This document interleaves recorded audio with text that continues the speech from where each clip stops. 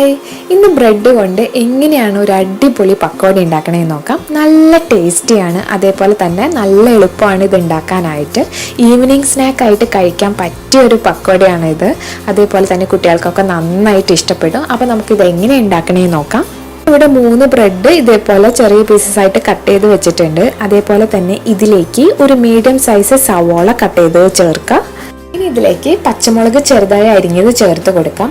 അതേപോലെ തന്നെ carrot grate ചെയ്തതും ഞാൻ ഇതിലേക്ക് ചേർത്ത് കൊടുക്കുന്നുണ്ട്.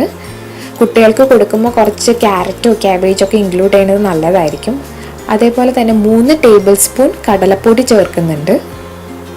1 ടേബിൾ സ്പൂൺ അരിപ്പൊടി ചേർക്കുന്നുണ്ട്. അതേപോലെ തന്നെ 1 ടേബിൾ സ്പൂൺ മൈദ ചേർക്കുന്നുണ്ട്. ഇതിലേക്ക് 1/4 ടീസ്പൂൺ മുളക് പൊടി ചേർത്ത് കൊടുക്കുക. ഒരു പിഞ്ച് ഗരം മസാല, അതേപോലെ തന്നെ കായത്തിൻ്റെ പൊടി കുറച്ച് ചേർത്ത് കൊടുക്കുക. ഉപ്പും ചേർത്ത് കൊടുക്കുക.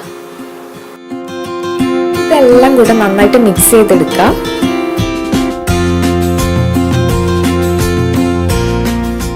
ഇനി ഇതിലേക്ക് കുറേശ്ശെ വെള്ളം ചേർത്ത് കൊടുത്ത് നമുക്ക് മിക്സ് ചെയ്തെടുക്കാം. വെള്ളം കൂടാതെ ശ്രദ്ധിക്കണം, കൈ ഉപയോഗിച്ച് മിക്സ് ചെയ്താൽ മതി. അപ്പോൾ നന്നായിട്ട് എല്ലാം ബ്ലെൻഡായി കിട്ടിക്കോളും.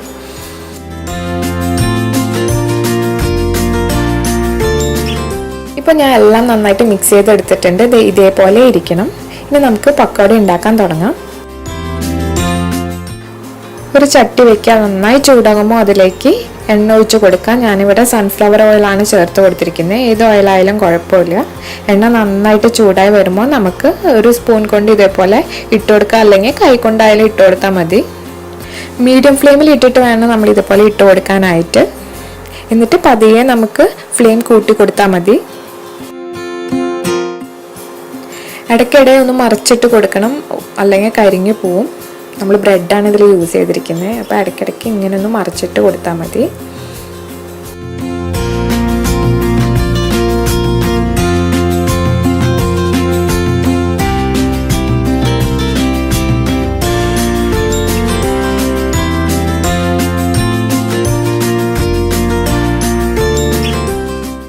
ഇപ്പോൾ നമ്മളുടെ പക്കോടൊക്കെ റെഡി ആയിട്ടുണ്ട്. നല്ല ഒരു ഗോൾഡൻ ബ്രൗൺ കളർ ആയിട്ടുണ്ട്. ഇനി നമുക്കിത് എണ്ണയിൽ നിന്ന് എടുക്കാം.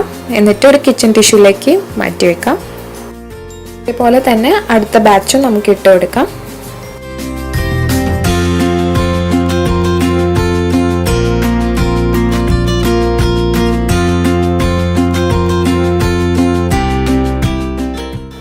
അങ്ങനെ നമ്മളുടെ easy, tasty and crunchy bread pakodas ready ആയിട്ടുണ്ട്. നല്ല ടേസ്റ്റാണ് കഴിക്കാനായിട്ട്. നിങ്ങളെല്ലാവരും ട്രൈ ചെയ്ത് നോക്കണം.